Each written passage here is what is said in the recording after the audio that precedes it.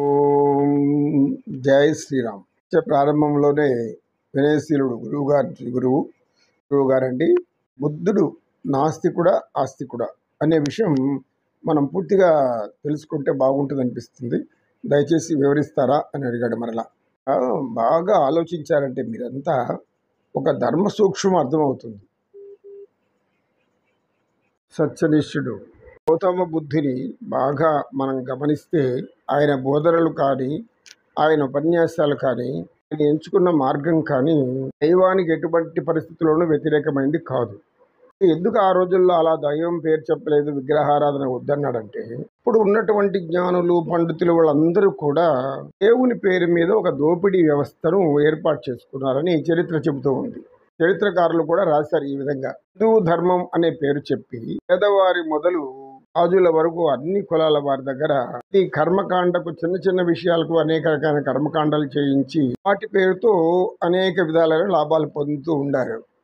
వలన దేవుడి పేరు చెబితే ప్రజలు జ్ఞానాన్ని అలవర్చుకోలేరు. ఎందుకంటే దేవుడి పేరు మీద జరుగుతున్న ఈ మోసాన్ని బయట పెట్టాలంటే అక్కడ ఈశ్వర సిద్ధాంతాన్ని అతను గౌతమ బుద్ధుడు తీసుకురాలేదు.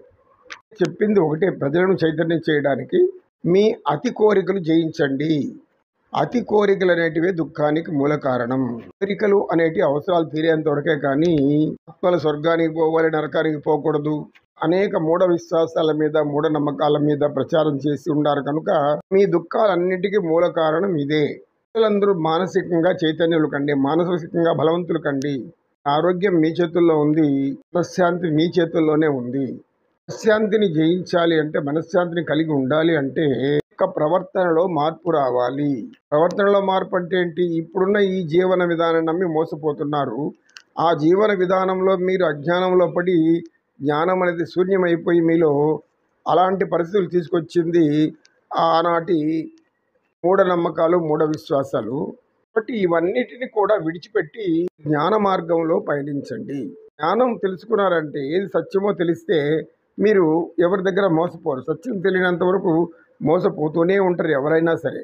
సత్యసంధులు కావాలి. మానసికమంగా బలహీనులు అయిన వారు బలవంతులు కావాలి. మనోనిగ్రహాన్ని ఎలా పొందాలో, ఏ పనులు చేస్తే మీ మనోనిగ్రహం పాడవుతుందో, ఏ పనులు చేయకపోతే మీ మనసు ప్రశాంతతను కోల్పోతుందో విషయాల మీద ఆయన బోధనలు సాగాయి. ఇదంతా కూడా ఒక మానసిక పరిస్థితిని ఉన్నత స్థితిలోకి తీసుకుపోవడానికి ప్రయత్నించాడు. మనసు బలంగా ఉంటే, మనసులో స్థిరమైన అభిప్రాయం ఉంటే, మనసు సమతుల్యతను పాటిస్తూ ఉంటే ఇప్పుడు మానసిక సంక్షోభం రాదు. మానసిక సంక్షోభం ఎప్పుడైతే ఉండదో వెంటనే శరీర ఆరోగ్యం కూడా ప్రశాంతంగా ఉంటుంది, హాయిగా ఉంటుంది, ఎటువంటి జబ్బులు రావు. పతంజలి మహర్షి గారు కూడా అదే చెప్తున్నారు. యోగం అంటే చిత్తవృత్తులు నిరోధించడము. ఇప్పుడు పతంజలి గారు ఈశ్వర సిద్ధాంతం తెలియజేశారు. బుద్ధుడు ఈశ్వరుడి పేరు చెప్పలేదు. ఎందుకంటే ఆనాటి పరిస్థితుల వల్ల జ్ఞానం రెండు ఒకటి. ఆయన చెప్పిన జ్ఞానమే ఇందులో ఉంది, ఇందులో జ్ఞానమే ఆయన చెప్పి ఉంది. భగవద్గీతలో కూడా భగవంతుడు చెప్పిన, శ్రీకృష్ణ పరమాత్మ చెప్పినటువంటి జ్ఞానం కూడా అలాంటిదే. అంతకన్నా గీతా సారాంశం ఎక్కువ ఉంటుంది. ఎవరు ఎన్ని చెప్పినా భగవద్గీతని మించి ఎవరు ఏం చెప్పలేరు. జ్ఞానానికి అత్యుత్తమ అగ్రము భగవద్గీత అని మనం చెప్పుకోవచ్చు. భగవద్గీత అనేది ప్రతి మనిషిని మానవత్వంతో నిండి ఉన్న ఒక సంపూర్ణ శిల్పంగా మార్చడానికి, అందమైనటువంటి గుణాలు కలిగి ఉండే విధంగా తీర్చిదిద్దడానికి భగవద్గీతలో ఉన్న సారాంశము అందరికీ ఉపయోగపడుతుంది. ఎవరు ఏ కష్టం వచ్చినా భగవద్గీతలో కొన్ని శ్లోకాలు చదివినా కూడా సమస్యలకు పరిష్కారం దొరుకుతుంది. భగవద్గీత వినడం, భగవద్గీత చదవడం మనం పేద స్థితిలో మనకెందుకు అనుకోకూడదు. పేద స్థితికి రావడానికి కారణమే జ్ఞానం లేకపోవడం. అనేక రకాల కష్టాలు పడుతూ ఉండడమే మీకు సరైన జ్ఞానం లేకపోవడం. మనశ్శాంతి లేకుండా జీవించడానికి కారణము జ్ఞానం లేకపోవడమే. చావు పుట్టుకలు అనేవి పగలు రాత్రి లాంటివి. ఈ సత్యం బాగా నమ్మిన వాళ్ళు ఎవరైనా సరే మనసు ప్రశాంతంగా ఉంచుకొని జీవిస్తారు. దేని మీద అత్యాశ ఉండదు, దేని మీద కూడా దురాశ, దుర్మార్గము ఇలాంటివి చూపరు.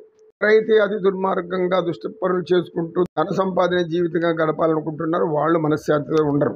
వాళ్ళకి మనశ్శాంతి అనేది 1% కూడా ఉండదు. ధనం జీవించడానికి వరకే కానీ ఇతరుల జీవితాలను నాశనం చేసి మనం సంపాదించడానికి కాదు.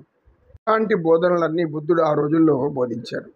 వీరి ఆదాయానికి ఆయన గండిపెట్టాడు కనుక నాస్తికుడు అని ప్రచారం చేస్తే ఈ దేశంలో వెళ్ళిపోతాడని చెప్పేసి ఉద్దేశంతో ఆ రోజు మూఢ విశ్వాసాలు మూఢాచరణలు ఆచరిస్తున్నటువంటి హిందూ ధార్మిక వ్యక్తులు ధర్మ రీతిలో ప్రజలను నమ్మించడము, ధనం వసూలు చేయడము, బంగారం, పశువులు ఇలాంటివి ఎన్నో దానాలు అడగడము, పరిహారాలు చెల్లించుకోవడము, ఈ బుద్ధిని జీవితంలో ఆయన గమనించిన విశేషాలు. ఆయన చెప్పిన ప్రతి మాట కూడా జ్ఞాన మార్గమే. జ్ఞానం అంటే ఏమి? దైవమే. సత్య మార్గం అంటే ఏమి? దైవమే. దైవం చెప్పిందే కదా, దైవం దగ్గర నుంచి వినబడిందే కదా. ఇలాంటి జ్ఞానాన్ని ఇచ్చిన బుద్ధుణ్ణి దైవం ద్వేషి అని ఎలా అంటారు? అతను దైవత్వం ఉంది కాబట్టి జ్ఞానం పొందాడు, సిద్ధి పొందాడు. చెప్పిందంతా సనాతన ధర్మం గురించే ఉంది, కానీ దానిలో వేరే ఉండవచ్చు, ఇచ్చిన పద్ధతి వేరేగా ఉంది, కానీ జ్ఞానం అంతా ఒక్కటే. ఆయన చెప్పిన జ్ఞానం అంతా భగవంతుడికి సంబంధించింది. ఆయన జ్ఞానం సిద్ధి పొందింది కూడా తపస్సమాధిలో ఉండి జ్ఞానసిద్ధి పొందాడు. మన వాళ్ళు వినకపోతే పోయిందైనా ఆయన తూర్పు దేశాలకు వెళ్ళిపోయి చైనా, జపాన్ అటువంటి ప్రాంతాల్లో బాగా అభివృద్ధి చేశాడు బుద్ధిజాన్ని. జ్ఞాని కాబట్టి కూడా భగవంతుని స్వరూపమే. భగవంతుని తరపున ఆయన చెప్పినటువంటి ఒక అవధూత చెప్పి ఓం సర్వే జనా సుఖినో భవంతు సమస్త సన్మంగళాని సంతు. ఓం శాంతి శాంతి శాంతి. ఏతత్ సర్వం శ్రీకృష్ణార్పణమస్తు. ఓం తత్సత్.